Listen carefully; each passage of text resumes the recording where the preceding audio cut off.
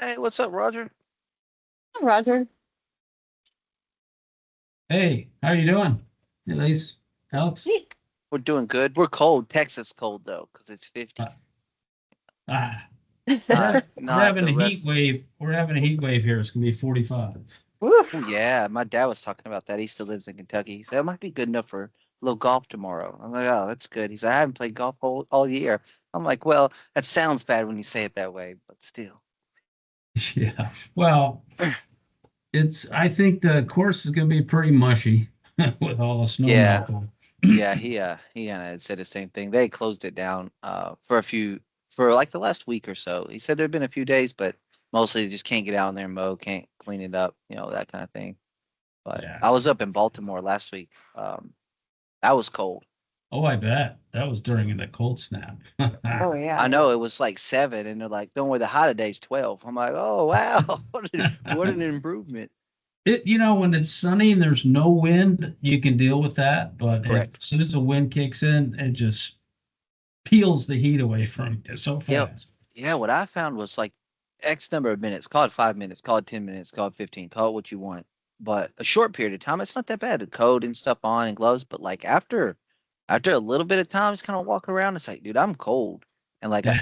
I'm not necessarily like gonna freeze to death. I got all my clothes on, but like I'm not comfortable anymore. Like I was comfortable for a few minutes, but now I'm cold and I got nothing to warm up with.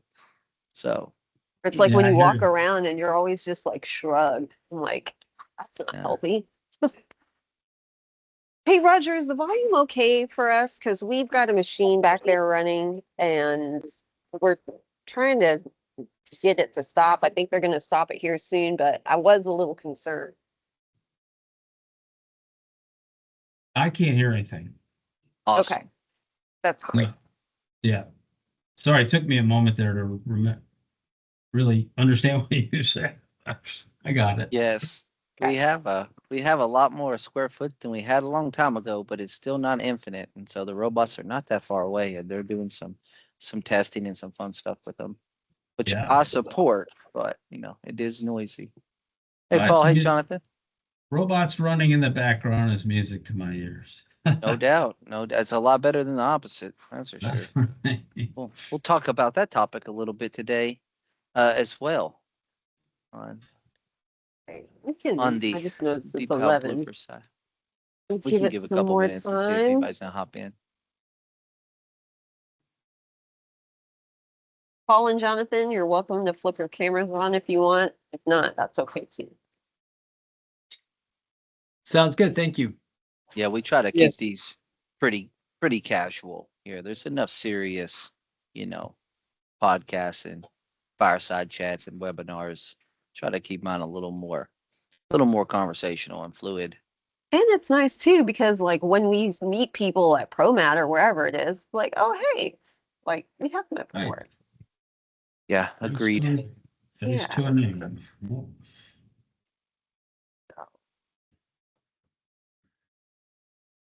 Okay. You Well, drive it. okay. I'm gonna go ahead and start. Good morning and good afternoon, everybody, and also Happy New Year. January, right? So I can still That's say right. that. We're back for our 7th installment of the Get a Grip webinar, and today we're going to talk about Depal bloopers, less funny and more expensive. So today, Alex will take you through some computer vision examples as they relate to depalletization or Depal, discuss some common errors or expectations we've seen, and their operational impact. We hope to make you giggle and also educate you as you move forward in your automation journey. My name is Lisa O'Brien, and I'll be your host today. A few quick notes before we get started. As I mentioned before, we encourage a conversational webinar. So, we like cameras on. That way we can just continue to get to know you as we run into you at ProMat and other places, right? If you have a question, you can raise your hand and we'll call on you to ask it. Otherwise, you can put it in the chat and we'll get to questions towards the end as well. And then lastly, today's presentation is being recorded, so we'll send that out with a follow-up email to everybody as well. And before we dive in, let's welcome Alex Berry. He's our presenter today, and let's go ahead and get started. Alex, over to you. Thanks, Lisa. All right, we'll jump right in. So, in case anybody's first time here, a quick outline or background of me. Alex Berry, I'm application engineer here at Plus One Robotics. I do the things and live the life in those bullet points. But I found this nice picture of one of our events last year in HQ. So in case people think I'm always teaching and training and always the guy talking, sometimes I'm not. Sometimes I'm in class with Eric Nieves, our CEO. If you haven't seen him present, I think he does an excellent job. So I'm sitting back in there and soaking up some mentorship passively from him. I don't know about that body language of yours in that picture.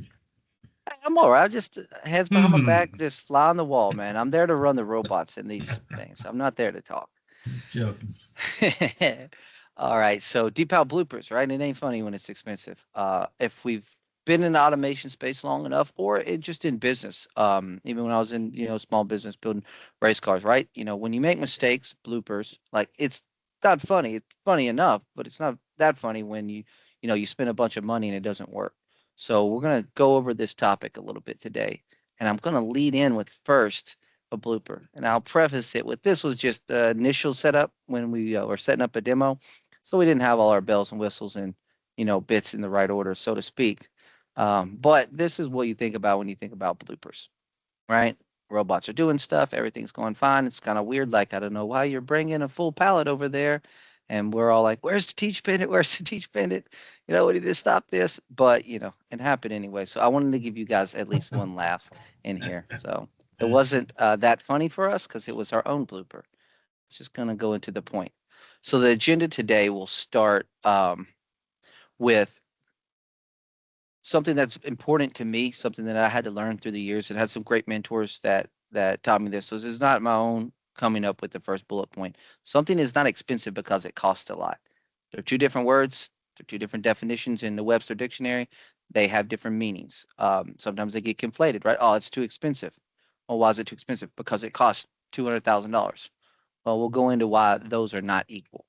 And then we'll go into some of the points and the bloopers, so to say, that we're going to be covering here are not as much related to that funny video I just showed you guys, but bloopers in, say, process or in teams or in the implementation of automation. Kind of the more I went through building this out, although it's pretty DeepAL related and robotics related in the warehouse, I think you can take these concepts and apply them kind of throughout your own initiatives in innovation and automation. So we'll jump in. Expensive is not the same as cost.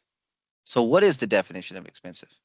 According to me, expensive is when something costs more than the value that you get, right? And value is a little bit of a, we'll say catch-all phrase or, not tangible asset, but there are ways to go about understanding what the value is in the automation that you're doing, especially when it comes to robotics or in the warehouse specifically for this webinar. And in my experience here at Plus One, and I want to touch on 2 points to start with it. There is a cost to doing nothing, to saying, for whatever reason, we're not going to install this XYZ component, whether it's some IT stuff, whether it's a robot, like in our case, it's just, we're not going to do it. We're just hire some more people. We're going to go through it that way. We're going to do the way that we've been doing it, right? I would stick with the status quo. It's not too bad yet. Um, Issues, say, relative to that, relating it against automating, again, think about robots in our case, are pricing, right? So the cost that you're going to pay monthly, yearly, whatever you want to call it, your overhead with a piece of automation, with a piece of equipment, it's fixed and stable because it's contractual cost, right? You can set a 5-year contract. If you're doing a RAS, for example, you know what the cost is going to be as far as dollars out business. Wages, on the other hand, are reactive, right? You think I'm going to pay these people X number of dollars for starting wages because that's a good wage and it meets all the other balance sheet stuff. And then the competitor across the street decides to up it $1, and you're not getting the people that you need. So what do? You got to up it to them, and that knowing when that's going to happen and planning for that is very difficult and could definitely be counterproductive in some cases. And if you guys are out there running warehouses or running other types of facilities, I'm sure this has happened to you where you've had to, react instead of having a fixed plan. The other side of it on people, and I think this one gets into more the point where we have conversations with our customers and eventually kind of learn this more from them than anything else, which is there is a cost to hiring, training people, retraining them, dealing with say lower productivity out of new employees just because they don't know the systems as well and the processes, or maybe the processes aren't that good, so they don't work that well. But there's a cost to that, and a lot of times it just gets accepted.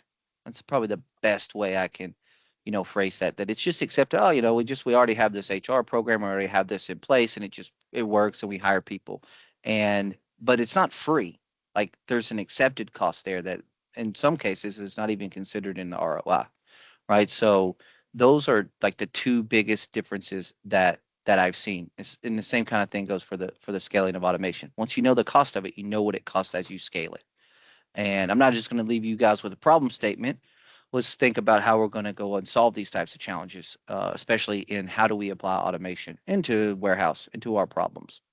And I put it here in kind of 5 steps. I'm sure you could find plenty of other places online that have different steps or more steps or broken down better. But I got a 30-minute webinar. So the first one is the one that I see. I personally failed at this a lot. The one that I see that a lot of failures happen, which is you identify a problem, pain point, bottleneck. If you haven't read The Goal by Ellie Goldratt, it's a great one. You don't understand bottlenecks, and it's a fun book. But they say this is a problem. This is what we're going to solve, and that's it. That's the only step they have. There wasn't a real goal set. There isn't a big plan around it. It's like this problem, we need this machine. I saw this cool thing on LinkedIn or YouTube or whatever. I think that it can solve our problem. Or I know my integrator partner, yada, yada. But they just stop there. Without, setting a goal, it's impossible to make a plan to achieve said goal because you haven't set a goal. And if you don't even have a goal set, how are you going to come up with some type of indicate KPIs to measure that you met goal and that the outcome was what you wanted and that it was successful?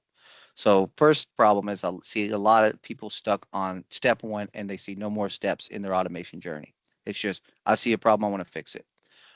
In the warehouse specifically, where it differentiates in manufacturing, in my background, robustness is always key. And that term is that it works when it's supposed to work and it does what it's supposed to do, and it doesn't break and doesn't have problems and it's not constantly down.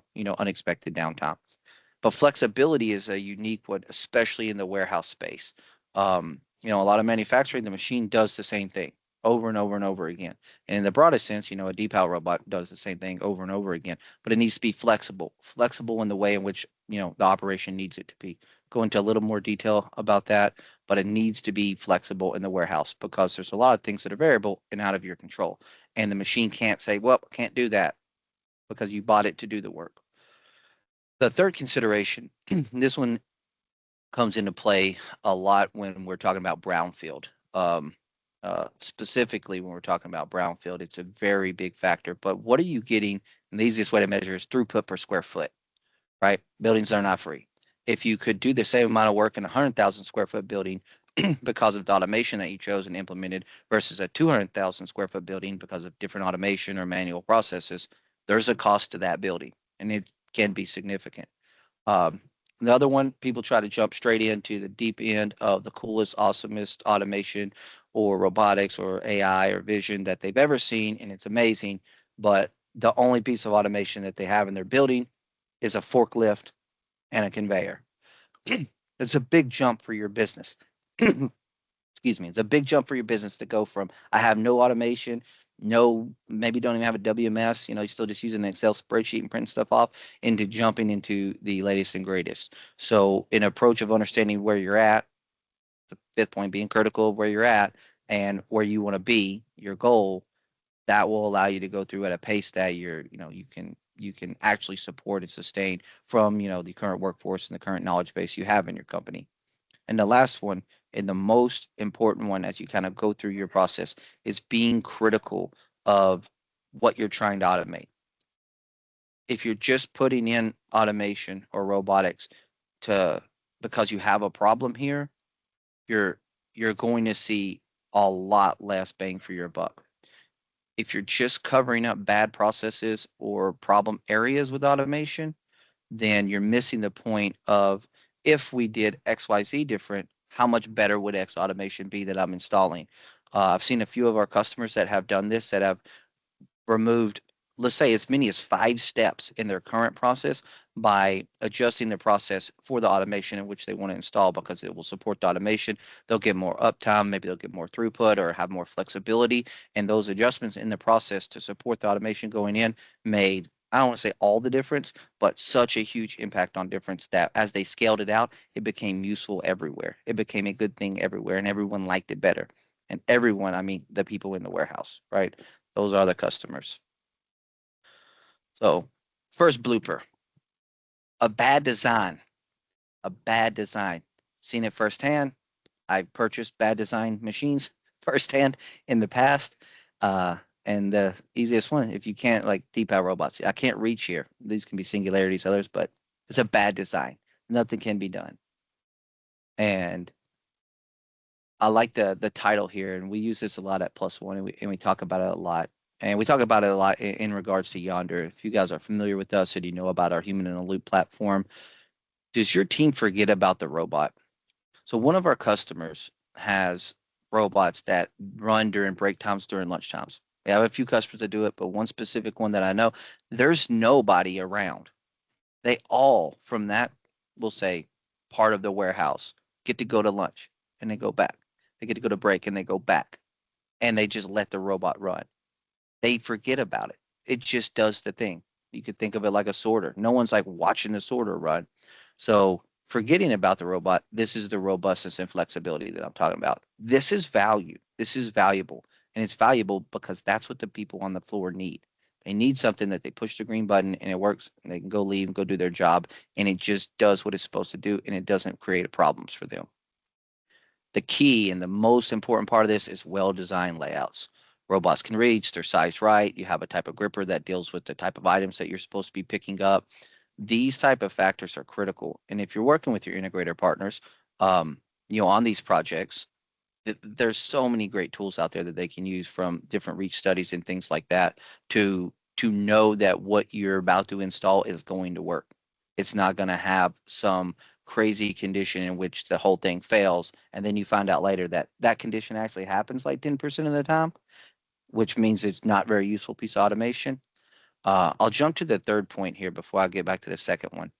But if it's not beneficial to the operators, to the people on the floor in your warehouse, in your facility, whatever you want to call it, it's it's never going to take off. It's never going to get fully utilized. You're never going to get back the dollars that you spent. You may make it work out on paper, but it will never be that useful solution in which you're trying to provide to them, right? And them being your customers. So this example of this video that I got looping here is just that crooked box. This was a FAT test we did for a customer years ago, but that middle one that's crooked, it was a yonder call. And this was specifically what it was set up for, right? For that box to fall crooked, to fall out of side of the ability for the robot to safely go pick it up autonomously. Because it could, but it's kind of weird. I got a 45-degree angle pick on a Depal. Like, are you sure that this is what should be happening? Because it could be any other thing, a ripped out open flap or whatever, or flap. This is the type of problem that if op teams have to show up to go fix, they don't see the value of what this robot you just put in there is. They're like, "What, dude? Just pick that box up." They pick it up, throw it on the conveyor, hit go, and if they're having these problems, they're not going to see value in it. Thus, you're not going to see the value impact them the way you want. So the second point is the auto pallet conveyors. This one's is maybe more biased to me because it's a pain point for me on some of them. Like this system does not have auto pallet conveyors. It's fine. They have a cost. They take up space. There are reasons why maybe they don't get put in there. But auto pallet conveyors are one of the greatest drivers of value.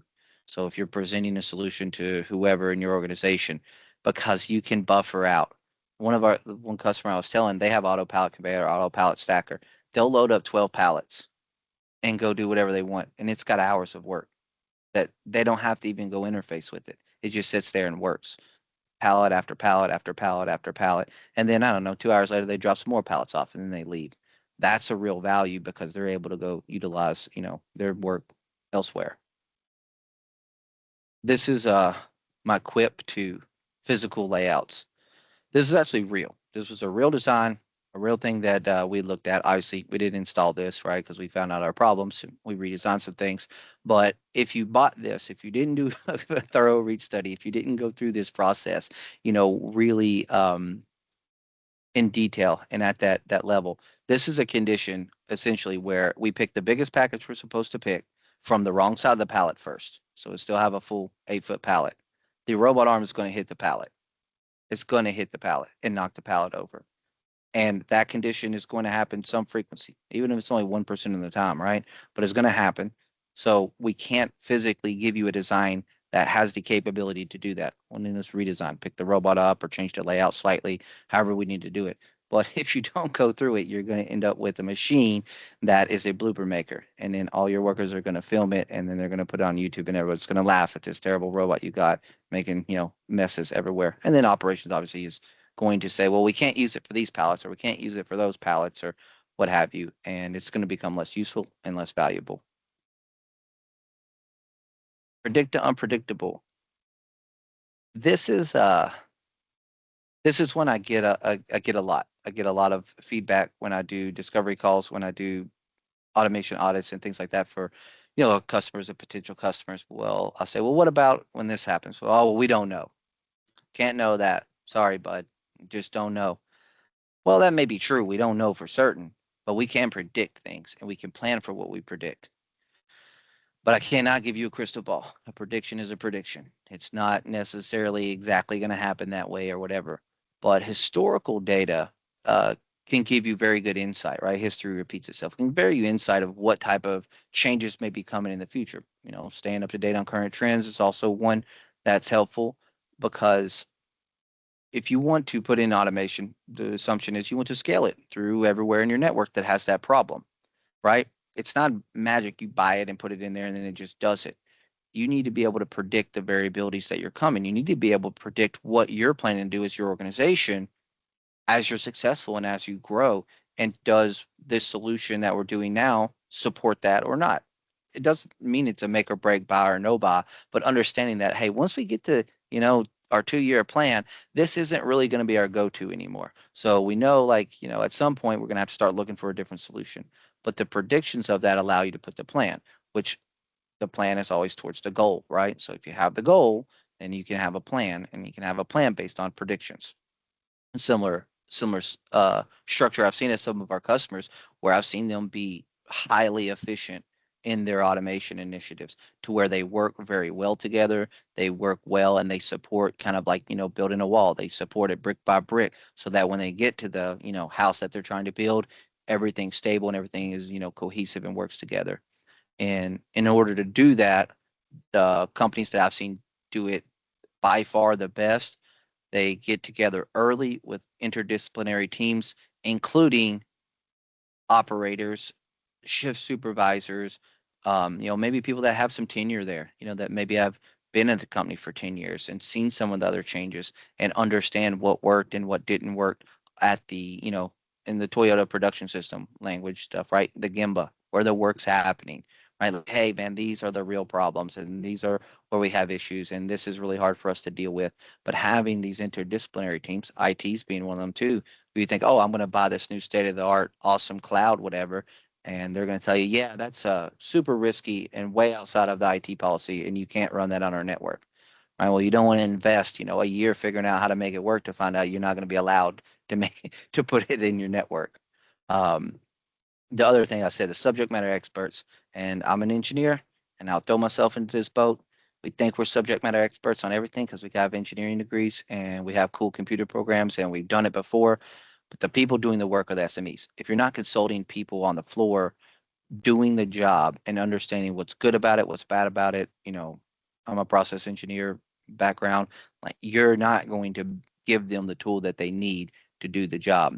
You may see, different faults and doesn't mean they're right. It doesn't mean you're right or wrong. It's not that. It's understanding a fuller picture of what needs to be done on an automation side. And the last one is being, you know, being critical of what is the drawbacks of the automation and what are the no can do types of things. One of the examples that I can use for us is big poly bags and parcel induction. Let's say it's a 14-inch by 14-inch poly bag, but inside of it is essentially, I don't know, a bottle of water. Well, it's going to be big and floppy. And the process that the people may do is to fold it, put it on a conveyor, right? Make sure it's, it's good. It's going to ride on the sorter or what have you. Well, you're gonna have to be honest with everyone. Like, The robot cannot fold this poly bag and put it onto the conveyor, right? That's obviously an extreme example, but those types of things, understanding what are the drawbacks and what can it do, what can it not do. This is an important step. If you go tell them I got a robot, it's going to solve all your problems, everyone's going to be let down.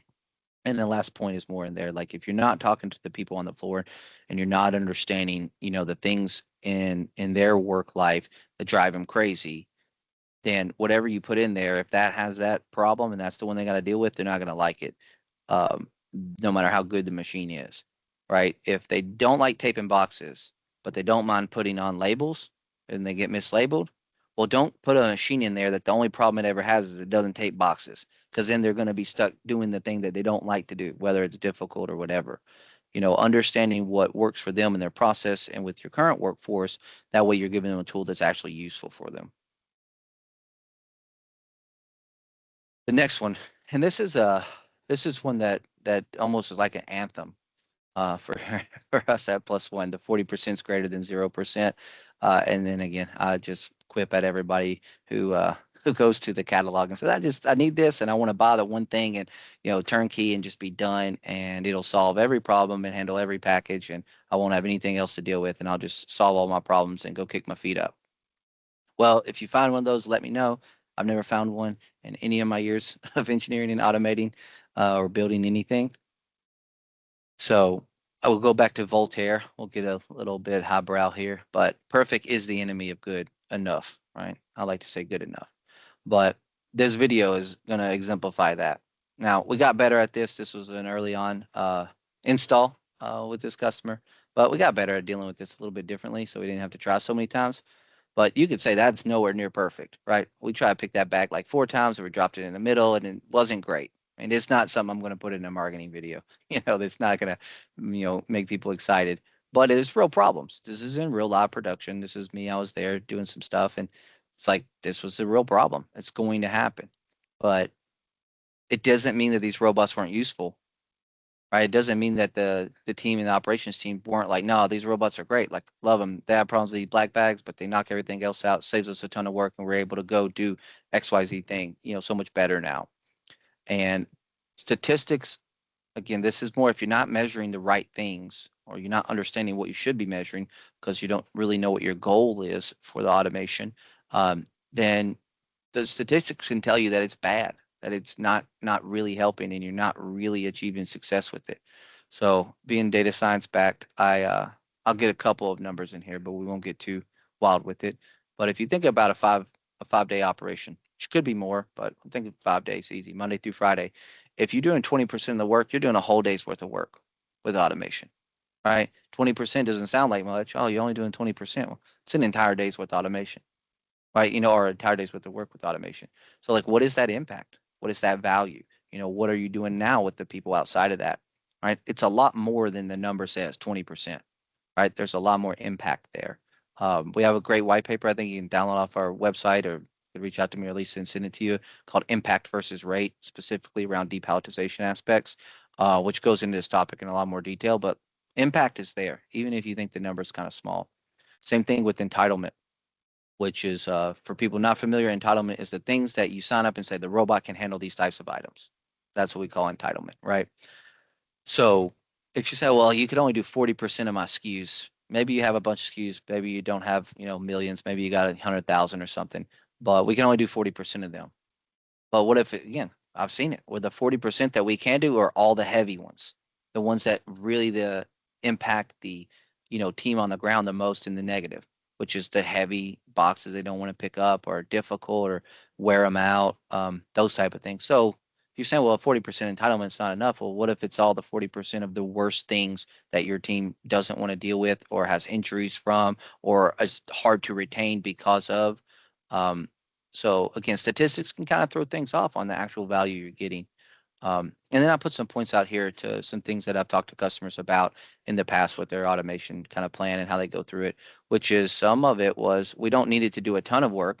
We need it to do kind of this much work and that will save us X number of dollars. And it's actually pretty helpful on the ROI because we're used to paying 15 to 20% overtime for a big portion of our people because we need them to stay because we don't have people for this, we don't have people for that, or it's just we have work to do and we need them to stay over to get it done versus again, these systems would generally do about that. They generally did about 60% of the work that needed to be done on this sorter, but on an average daily basis. But that allowed them to use the people elsewhere and reduce their overtime, which is great because people also get burned out. That's really this point, kind of keeping an eye on my time here. Uh, but that's this point that I make down here, which is they did 40,000 parcels a day, these three robots, right? And it also did 40,000 during peak, which peak was more like 100,000, so it was a lower percentage of the volume, but it did it. It didn't stress out and it didn't, have other, issues to where it performed worse or different during peak, during regular day, during this time or that time. The automation is very stable. We won't jump into that too much. I've done some webinars in the past about that, but very stable. Doesn't get stressed out. It's a robot. It doesn't know that it's peak. It just knows its packages to pick. And the last one is harder to track. And there was a customer that talked a lot to me about this when they were looking to automate a specific Depal project, which is too many people are getting pulled into too many different things because we have essentially too many fires every day. So someone comes into work to do this thing, and then they do it for an hour, and they say, "Sorry, man, we're behind on this sort. I need you over here." And then they're over there, and whatever they were there to do that day, it's not getting done. So understanding that is another way to look at the value that whatever your automation project is going to add to your overall, performance system plan. I think we gotta freeze up.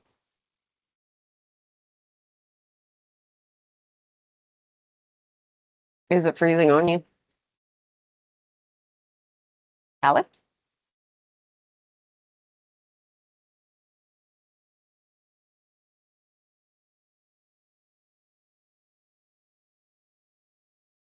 I guess he said what he wanted to say. He's done. It's the hard stop. Yeah. Ah,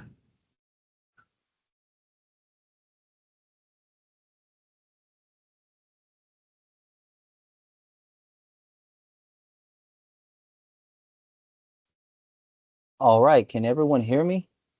So my computer yes. died. Yes. That was a fun one. Welcome to the fires and getting pulled into directions and situations that you didn't need to do. I don't know that I can let me see if yes, Jonathan, this is a blooper. Fun stuff here. I did not predict it. Yeah, I'll have to grab the presentation real quick. Oh, thanks, Lisa.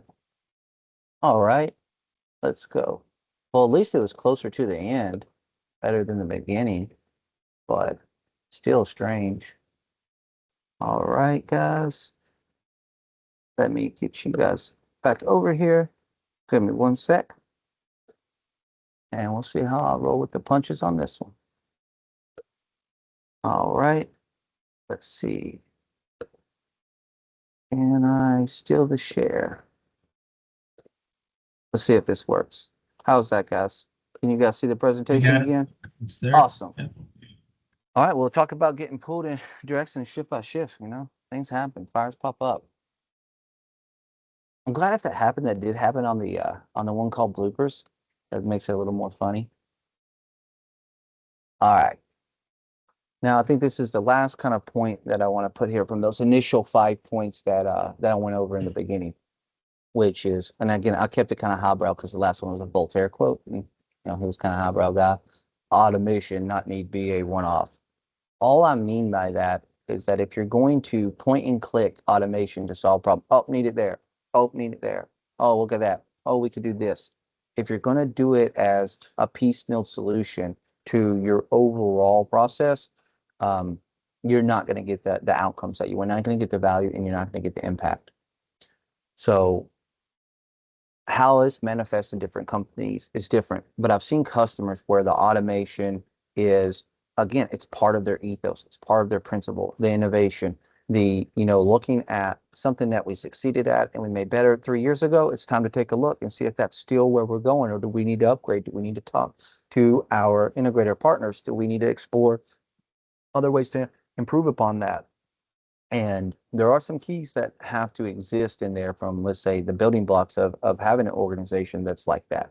Um, and again, I kind of come from manufacturing with, Toyota and Honda and Ford and things where, I got, this interface of continual improvement, and, they have a big process in there for that.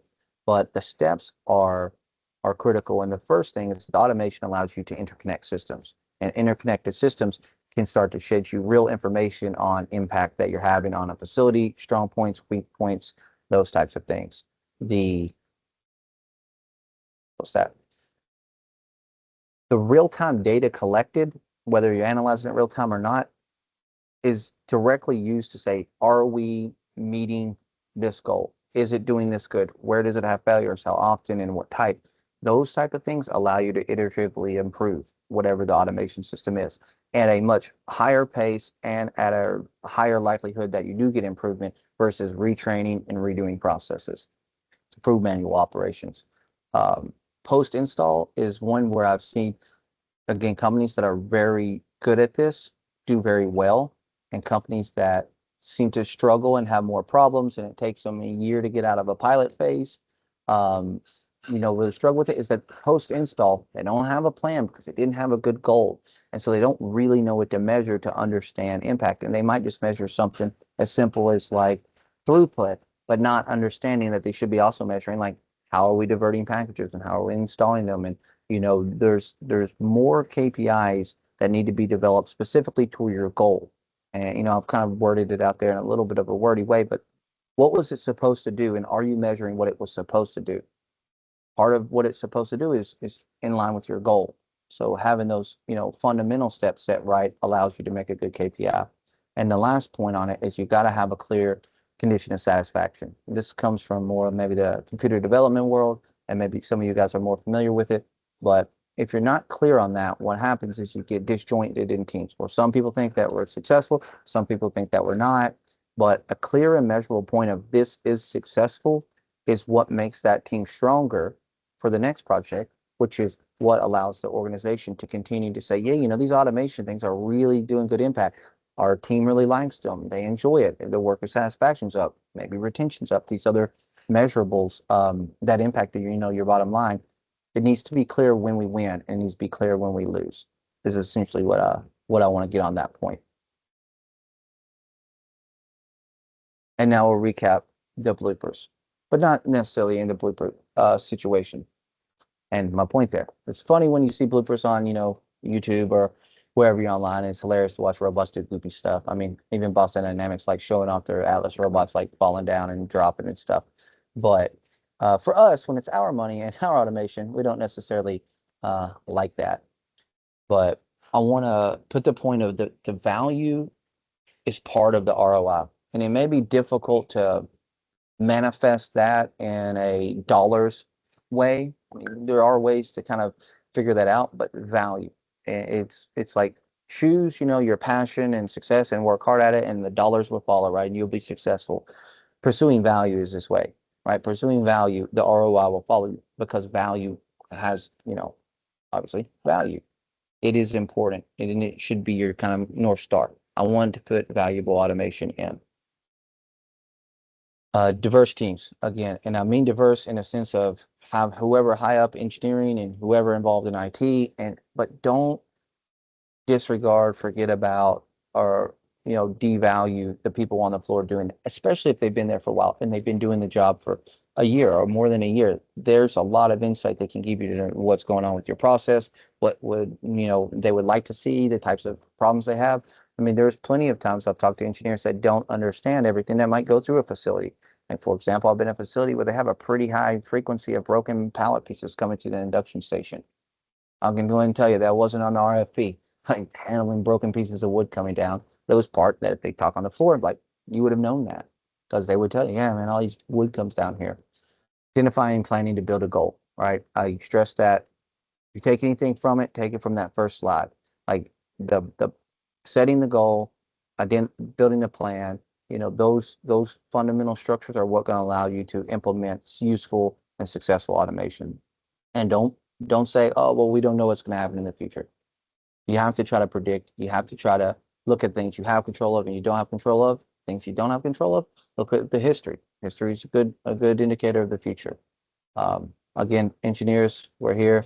Sorry, man. If that thing was only this tenth of a percent better on quality, it would be useful. You know, don't miss the mark of what it actually is going to do for impacting your team because it's not perfect. Embracing automation. I mean, you can say I'm biased on it because I've been in this space for a while, but I've seen companies that do this very well and their entire team does it from top to bottom. And it's incredible how good they are at implementing these solutions and finding real use in them. Just be sure, you know, be honest with yourself where your company's at, where I'm at, crawl, then walk, then run. And the last one is you guys probably already know about Industry 4.0, where things are going. You see it in the news and interconnected devices. And it can be scary for people and it can be, oh, it's too expensive or we don't really need that. And, you know, I make all kinds of analogies all the time, but one of them you can tell them, especially if you came from Kentucky and there's a lot of farms or wherever else there's farmland, right? And see how long that you and all your ox can compete against the tractor, right? The technology is coming. It's going to come to your competitors as well as it can come to you. It can come to, you know, anyone in the industry, and you can compete on them by staying status quo. And for whatever your reasoning is on that, but like the tractors are coming, man. Like they are going to come, and if everyone else has them and you don't, you might have a harder battle than you're willing or able to fight. And I think that's back to Lisa on here. I'll let you handle it from here. Adios, guys.